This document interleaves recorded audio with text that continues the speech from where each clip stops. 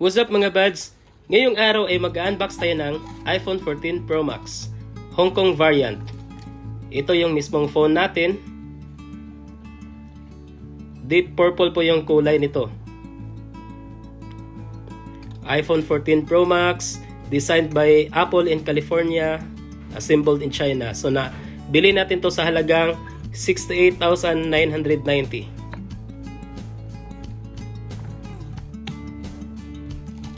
Ito naman yung kasama niya sa paper bag, ang jelly case ng iPhone 14 Pro Max natin na nabili natin sa halagang 500. Ito yung freebies nila na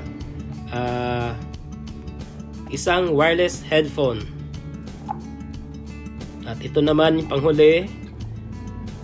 Ito yung adapter ng ating charger. So, nabili natin yan sa halagang 1,200 pesos. Unahin mo natin buksan tong freebies nila, ang wireless earphone.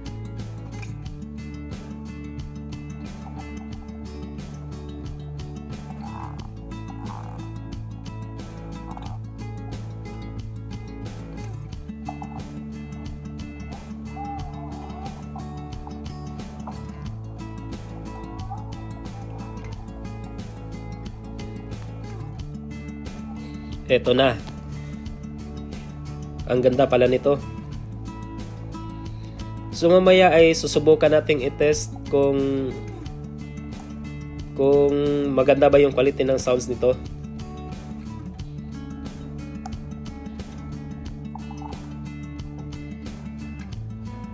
At ito naman yung nabili nating adapter.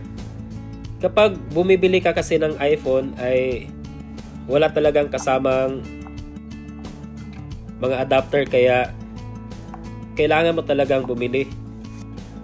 Ang kasama lang talaga sa box ng phone ay yung cellphone lang at saka yung cord. Kaya kailangan mo talagang bumili nito.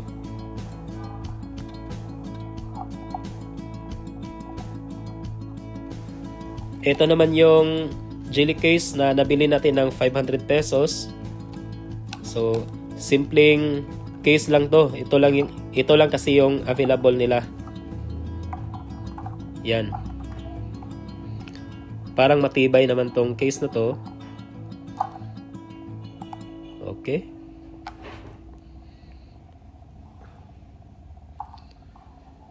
At ito na yung cellphone natin.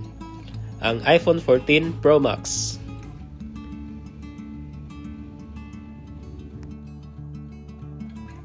Ito na, bubuksan na natin.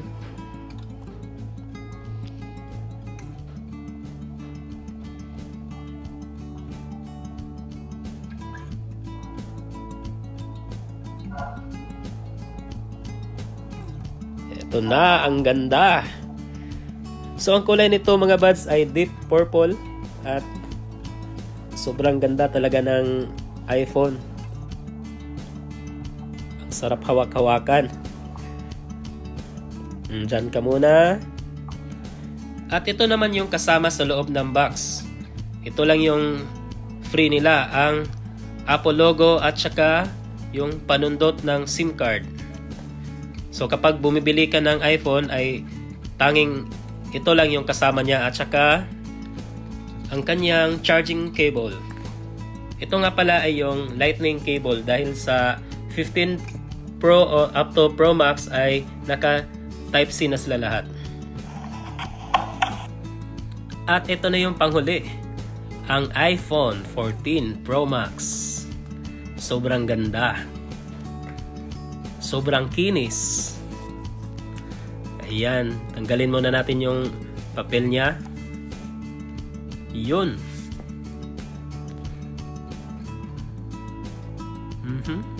So try muna natin buksan to.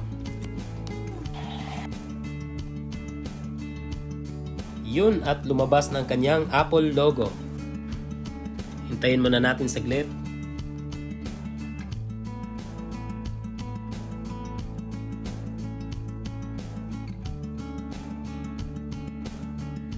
Ayan, may bumati na sa atin. Hello daw. Hello iPhone. So i-set up muna natin to para magamit na natin. So ayan na. Meron na tayong nabasa na welcome to iPhone. Pwede nating magamit. So sa halagang 68,990 pesos, ay worth it ba talaga yung iPhone o mas mabuting nag-Android phone na lang tayo? Dahil sigurado naman ako na mas maraming Android phone na mas malakas kaysa dito sa iPhone. Try nating gumawa ng review kung worth it ba talaga to. Maraming salamat sa inyong panonood.